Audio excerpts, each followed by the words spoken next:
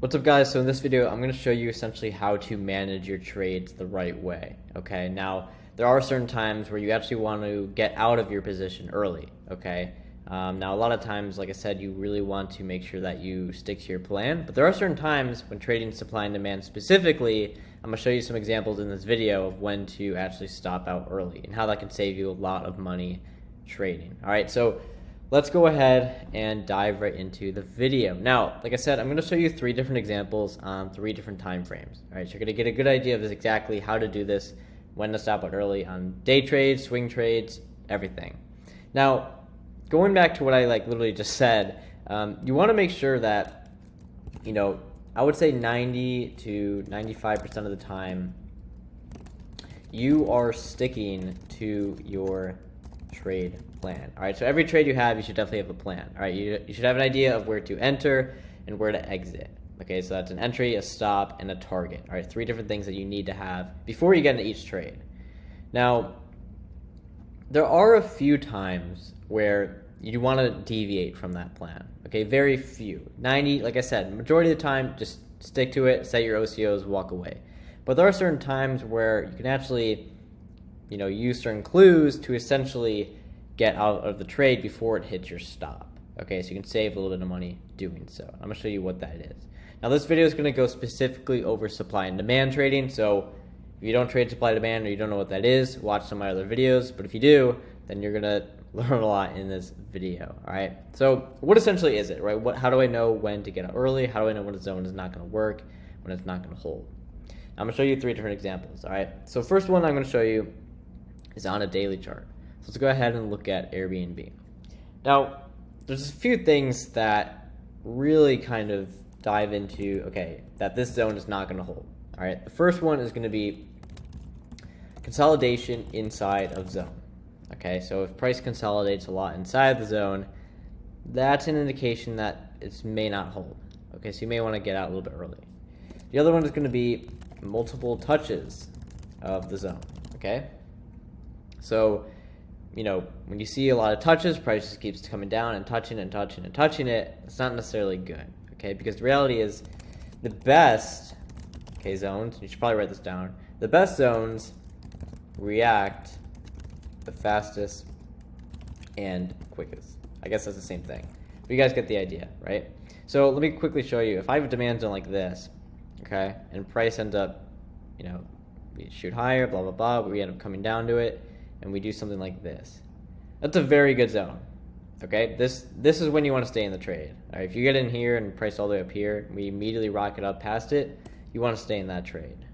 Now, there could be times where price does something like this, right? We come down, we bounce, get a little bounce, come down, bounce again, bounce again, bounce again, bounce again. We can just keep bouncing from that zone multiple different times, okay? That's a key indicator that, you know what, this zone may not hold. Okay, you may want to get out of that trade a little bit early, okay?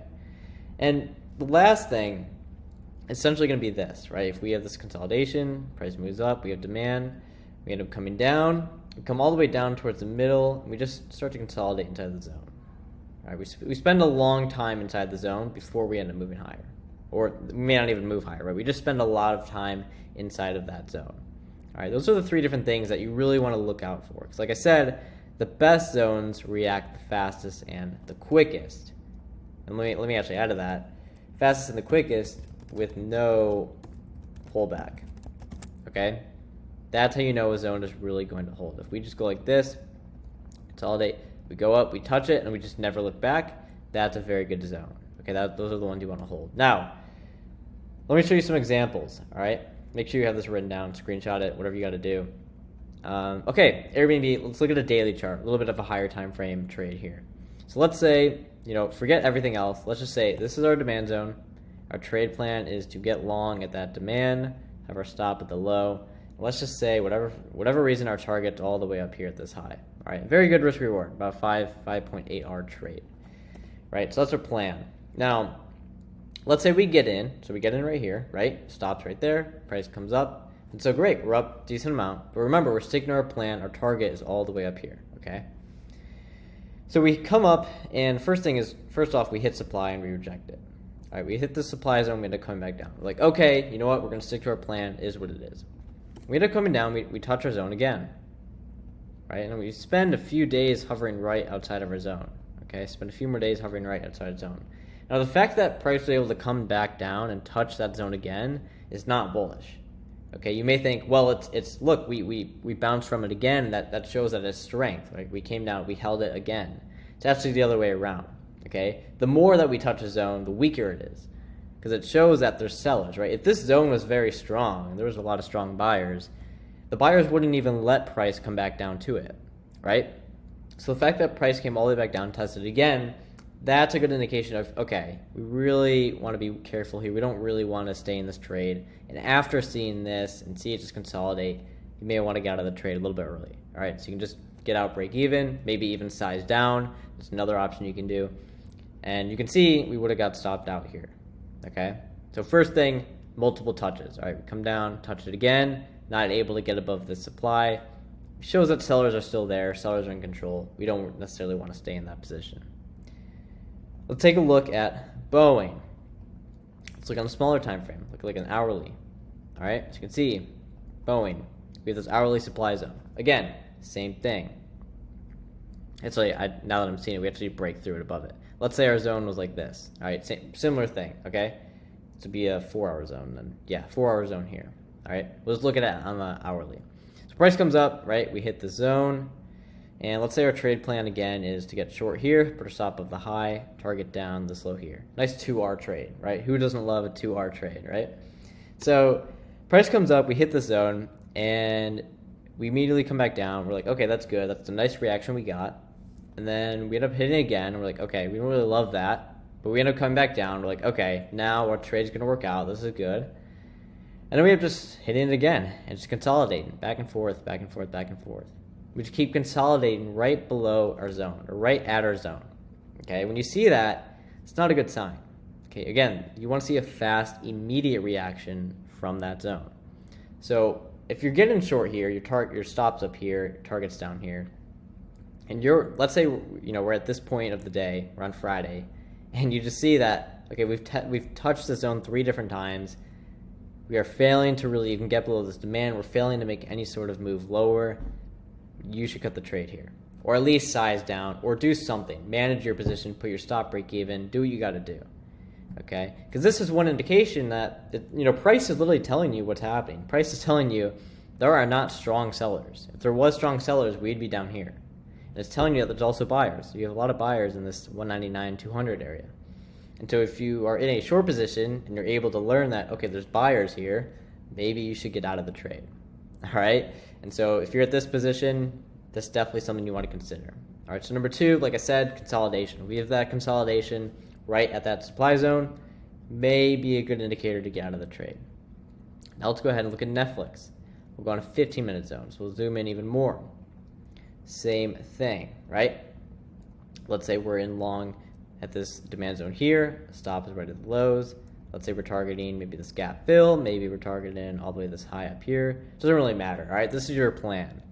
And so you get in right when price comes down to this demand, and your stop is down here. And, let's say you walk away. You set your stop, you set your target, you walk away. And then for whatever reason, you come back. We're, an hour into the day, and price is just consolidated inside the zone. We've had multiple touches. We're failing to make any sort of move higher. We're failing to see any higher highs and higher lows, any forms of a trend being formed, right? When you see that, you can say, all right, maybe this zone isn't going to work out. I want to stick to a better zone. I'm going to go ahead and cut the loss now. Or maybe you're in profit. Maybe you get in right here, and you see that at this moment, right, when we're a tiny bit in profit, that, hey, we're consolidating, we're not seeing anything good. You take the small profit, okay, instead of letting price end up consolidating the rest of the day and then go back down the next day. Or maybe it's a swing trade, right? Maybe it's a swing trade and we spend the entire day sitting in this zone. We come all the way down near the bottom. We're just consolidating. We're not seeing any bullish action here. So you decide to get out and you save yourself from taking this loss on the next day, okay? So these are 3 different examples you can use. And now, like I said before, 90 to 95% of the time, you want to simply just set your stop, set your target, and walk away. Okay, it's going to be the most stress-free trading you have, probably the most profitable. It's going to make you a lot of money. However, as you start to get a little more advanced and you have your strategy down and you can figure out like, hey, if I make a rule in place where, on a 15-minute demand zone, if we spend more than an hour inside of our zone, then I should cut the trade. That's a rule that you can test and add to your strategy. And so that way you're going to increase your win rate and your risk reward and give you a much better result in the future. So by simply testing and looking at different data and using this knowledge to your advantage, you can give yourself a much better edge in the market, trading supply and demand. All right. Now, thanks guys for sticking to the end of this video. Hope you guys did enjoy it. Please leave a comment of other videos I should make, and if you guys enjoyed this one. Also, leave a like. It really helps me out a lot, and subscribe if you haven't. I'm doing a lot of more YouTube videos every single week. And yeah, with that being said, guys, hope you enjoyed, and I'll see you all in the next one.